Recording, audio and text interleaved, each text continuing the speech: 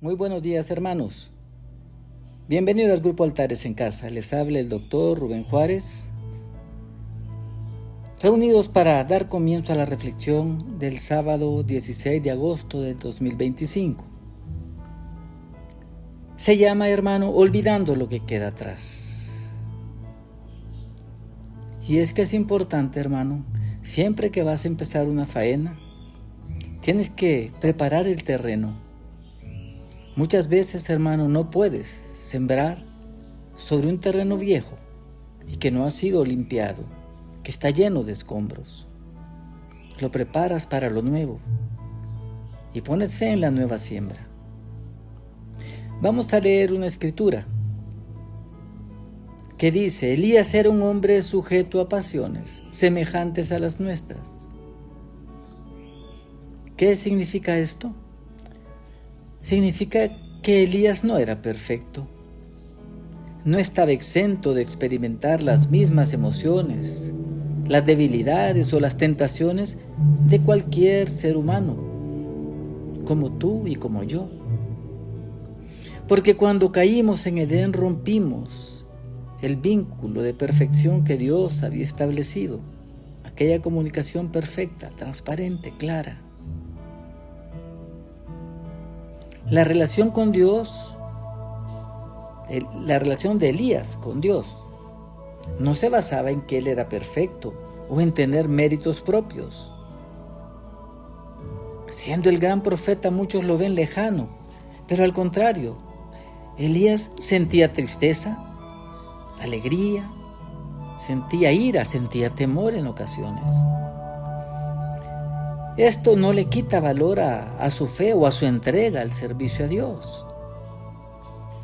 Esto más bien nos muestra a Elías más parecido a nosotros, y esto acorta las distancias. Lo cierto es que el ser humano como tal no puede limpiarse, purificarse o acercarse a Dios con una conciencia limpia, pues viene herido del mundo, viene destruido, lleno de llagas, enfermo, y necesita restauración de Dios. Por tanto, esta escritura nos enseña que la diferencia la hace la paciencia de Dios, no nosotros. La comprensión de Dios, la ternura y su amor por su creación, su gran afecto por el hombre. Esto es una lección de ánimo para nosotros, que como humanos sepamos que Él nos conoce con todas nuestras debilidades, con todas nuestras fallas. Hebreos 5, verso 15 nos dice: porque no tenemos un sumo sacerdote que no pueda compadecerse de nuestras debilidades, sino uno que fue tentado en todo, según nuestra semejanza, porque vino como un ser humano, se encarnó en un hombre Dios. Y el hombre como tal es tentado en todos los niveles. La Biblia nos enseña que los deseos de los ojos, Satanás, cuando lo tienta, le muestra todos los reinos de la tierra. Todo esto te daré si postrado me adorares. Lo tentó por los reinos de la tierra, la gloria de esos reinos. Además, por los deseos de la carne. Somos tentados. En ese momento, después de un ayuno prolongado de 40 días, sintió hambre el Señor. Tenía sed. Y aparte de esto, los otros niveles de tentación, los placeres, la vanagloria de la vida. Es difícil no ser tentado por los ojos. Los ojos, dice la palabra, son la lámpara del cuerpo. Entonces podemos ser deslumbrados por cosas materiales, por posesiones. ¿Qué le dijo Satanás al Señor?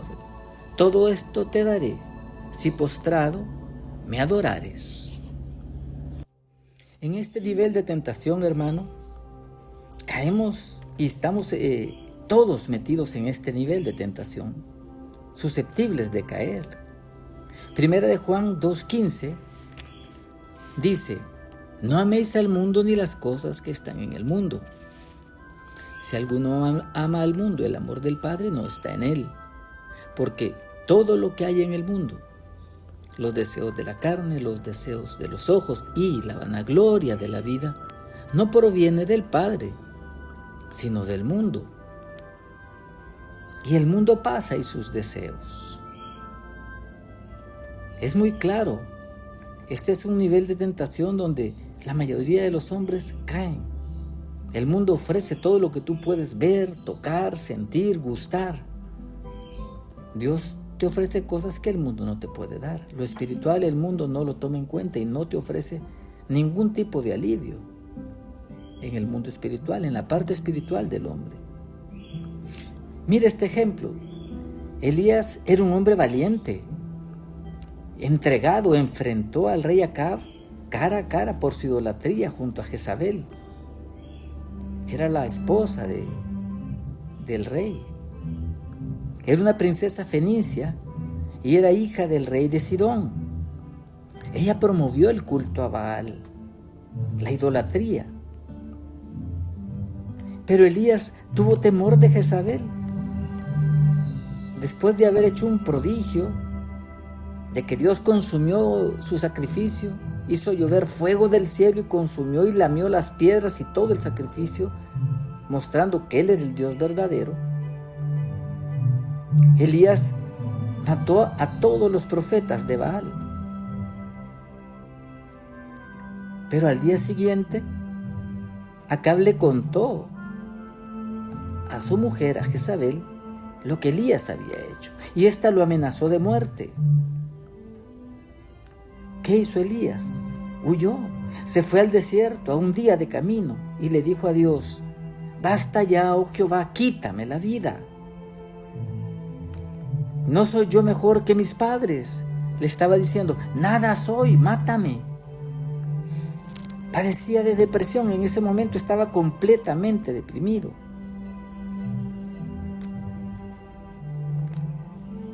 Son ejemplos, hermano, para nuestra edificación.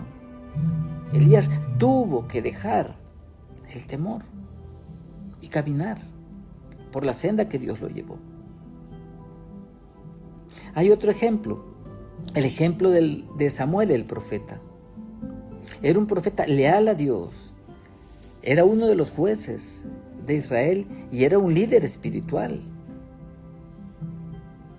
Fue quien ungió al rey Saúl como primer rey de Israel y luego ungió a David. Leemos 1 Samuel 16, verso 1.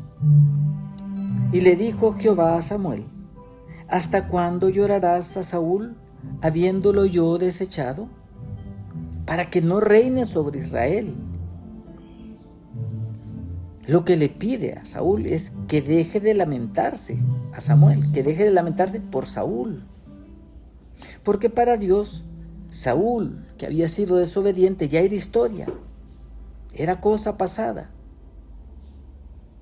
Esto nos dice claramente: no puedes estancarte.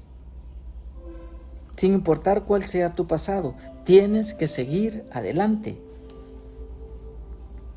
¿Qué pasaba con Samuel? Samuel era amigo del rey Saúl. Le dolía que Dios lo hubiera desechado, que hubiera terminado su relación con Dios y que terminara tan mal. Aunque él seguía siendo rey, para Dios Saúl ya no existía. Cuando Saúl lo quiso detener al profeta Samuel, lo tomó de su manto para que no se fuera y se rompió su manto de la punta.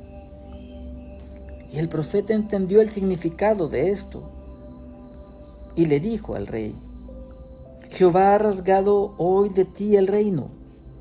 Y termina diciéndole: y nunca volverás a ser el hombre que Dios había elegido. Él te escogió cuando eras débil, eras nadie, y tú le desobedeciste. Nos dice la Escritura en el verso 35 que nunca después vio Samuel al rey Saúl en toda su vida, siendo amigo y que lo lloraba, decidió obedecer a Dios. Samuel lloraba a Saúl, en su corazón lo amaba, pero entendió que había que cerrar esa puerta porque Dios ya la había cerrado.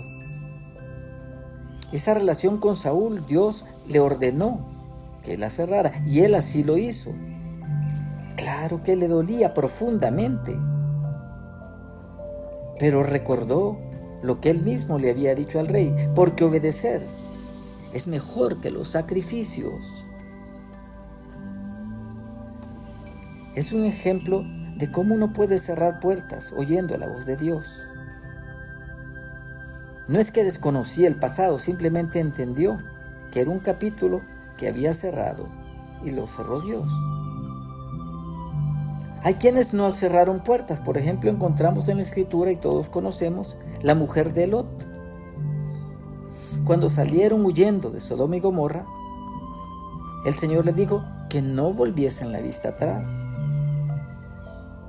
Cuando ella iba caminando, saliendo de las ciudades de destrucción, tenía tentación en su corazón porque en Sodoma y Gomorra tenía nexos, tenía relaciones que no quería dejar y volvió su vista atrás. Desobedeció abiertamente y fue castigada por abrir esa puerta. Sucede a veces cuando fallamos que nosotros nos condenamos, que nos desanimamos.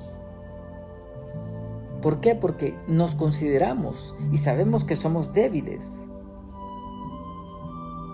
que hemos tenido fracasos que para nosotros son insuperables y nos sentimos falsos delante de Dios, cínicos. El apóstol Pablo dijo, porque lo que hago no lo entiendo. Había una contradicción en su corazón y él lo expresa abiertamente. Porque no hago el bien que quiero, sino el mal que no quiero, esto hago. Y si hago el mal que no quiero, reconozco que no lo hago yo, sino el pecado que está en mí, que mora en mí. Y termina diciendo, miserable de mí. Lee Romanos 7.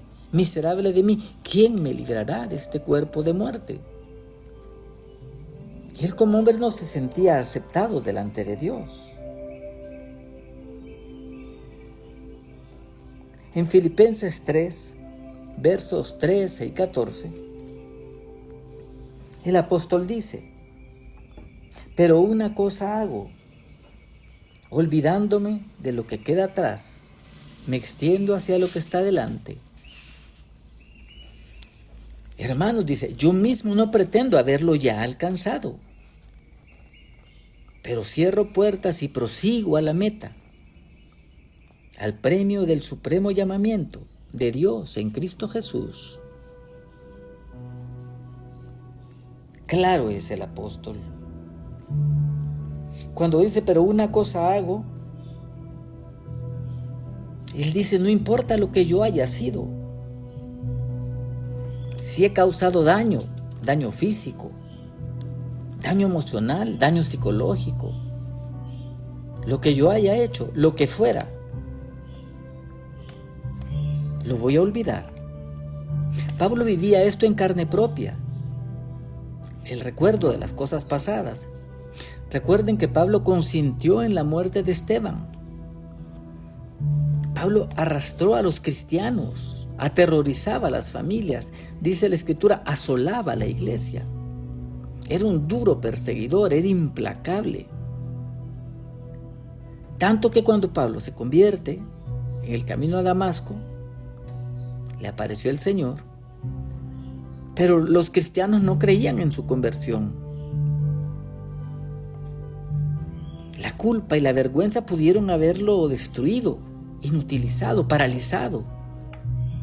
Y Pablo cuenta su papel vergonzoso en Hechos 26:10, ¿pueden leerlo? Él dice, los encerré en cárceles a los cristianos, a muchos de los santos. Y cuando los mataron, yo di mi voto. no solo a Esteban, a muchos cristianos. Y muchas veces castigándolos en las sinagogas, los obligó a blasfemar. Y él refiere, y enfurecido los perseguí hasta en las ciudades extranjeras. Así de intenso, así de estricto era Pablo. ¿Pero qué hizo Pablo? Pero una cosa hago, olvidando de verdad, olvidando ciertamente lo que queda atrás y extendiéndome a lo que tengo delante. Hermano, debemos aprender a cerrar puertas. Vimos que Elías dejó el temor, superó su depresión y siguió adelante. ¿Cómo terminó Elías? Lo llevó Dios en un carro de fuego. Este era un hombre de oración, pero humano, sujeto a pasiones. Se alegraba, se entristecía, se deprimía. Y dejó esto en manos de Dios y fue obediente. El profeta Samuel también cerró puertas con el pasado, amando al rey Saúl, siendo un amigo cercano. Lo amaba y oraba por él. Pero dice la palabra, nunca más en su vida volvió Samuel a ver al rey Saúl, porque Dios lo había desechado. Claro que lo siguió llorando en su corazón, pero decidió cerrar puertas y obedecer a Dios. Pablo también cerró puertas, extendiéndome a lo que está delante, prosigo a la meta, al premio del supremo llamamiento. Cerrar puertas es un proceso de liberación. Si nos hicieron daño, tenemos resentimientos, hay que dejarlos ir. Si hicimos daño, tenemos culpas, hay que dejarlas ir atrás. Si tenemos traumas, tienen que quedar en el olvido, hermano. ¿Y qué con las heridas que llevas? Hay gente que recuerda heridas de hace 20, 30 años. Me dijeron esto. Y siguen hablando como que fuera presente. Y la herida no sana nunca. Una mujer dijo, una mujer muy conocida, no quiero decir su nombre, solo hay 2 días en los que no puedes hacer nada en la historia tuya, en la historia del hombre. El pasado y el futuro. ¿Sabes, hermano? El futuro nunca llega. Cada vez que te levantas es hoy, no es mañana. Y esto, si logras otro día, tendrás un hoy. Es el regalo de Dios. El pasado no existe más. Fue, sí, pero no puedes cambiarlo. Es una historia escrita. El futuro todavía no llega. Pero si tienes otro día, puedes agradecer a Dios que lo tienes. En 2 de Corintios 5, verso 17 nos dice, de modo que si alguno está en Cristo, nueva criatura es. Si hay una nueva criatura, hermano, ¿dónde está la vieja criatura?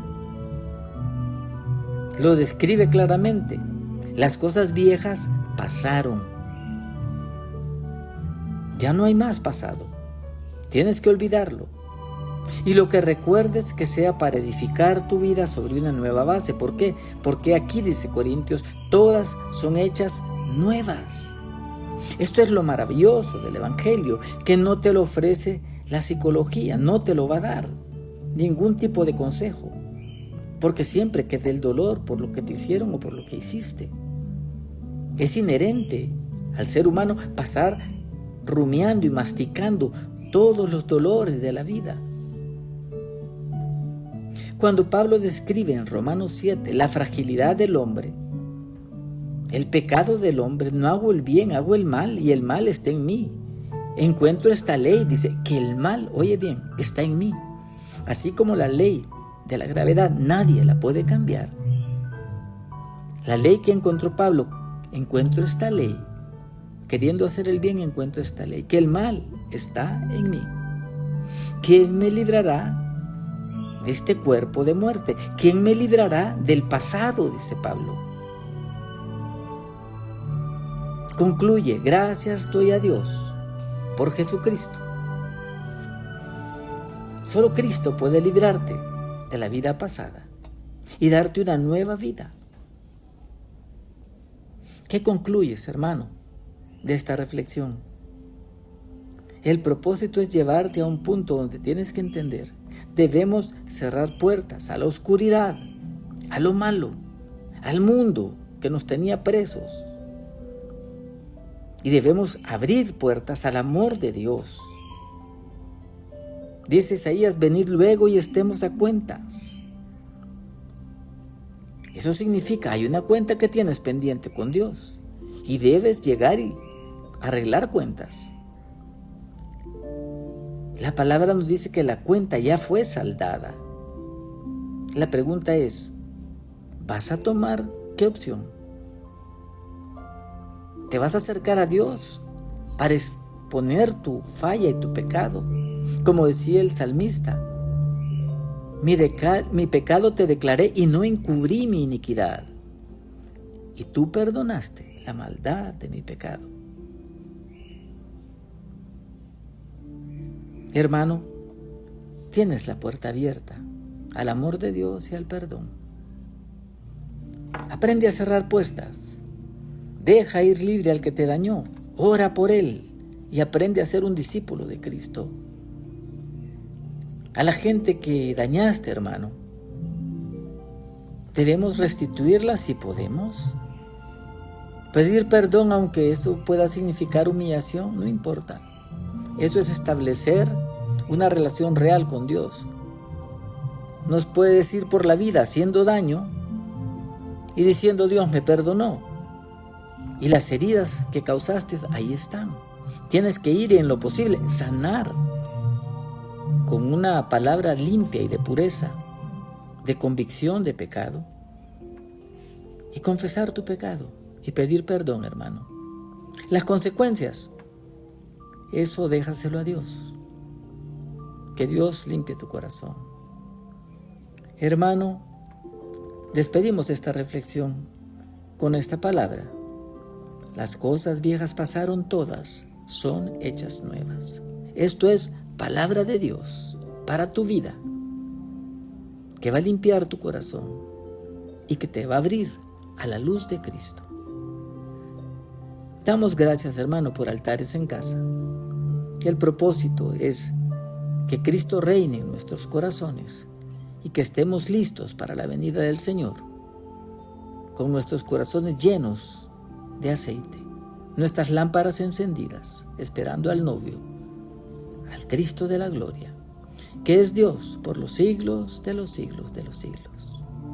Amén y amén.